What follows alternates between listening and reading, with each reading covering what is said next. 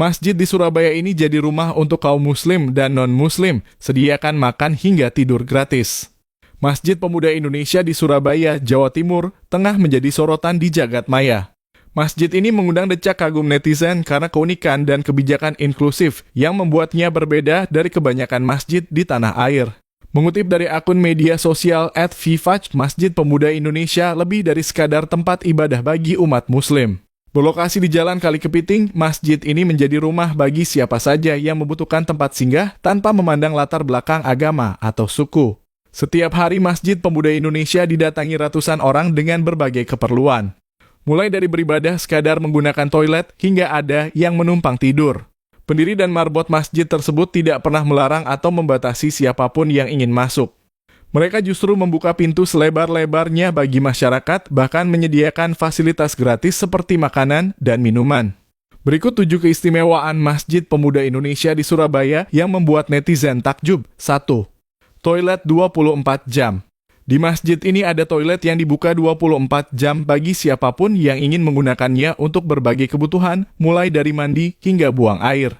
Seringkali para pedagang keliling atau kaki lima seperti penjual bakso, warkop, dan lain-lain mengambil air di sini untuk kebutuhannya. Muslim dan selain muslim pun boleh menggunakannya. 2. Tempat istirahat. Di masjid ini, siapapun boleh menumpang istirahat bahkan tidur. Disediakan kasur atau matras empuk bagi mereka yang ingin tidur. Mau tidur di luar masjid boleh dan di dalam masjid pun boleh.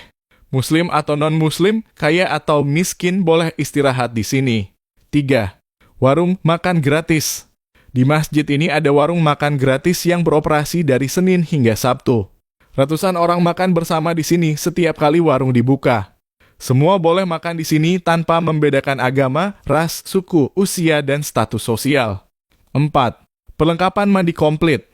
Di toilet masjid ini disediakan perlengkapan mandi komplit mulai dari sabun cair hingga shampoo untuk mandi. Jika ada yang butuh pasta gigi dan sikat gigi bisa langsung menghubungi marbot masjid yang bertugas. 5. Perlengkapan ibadah.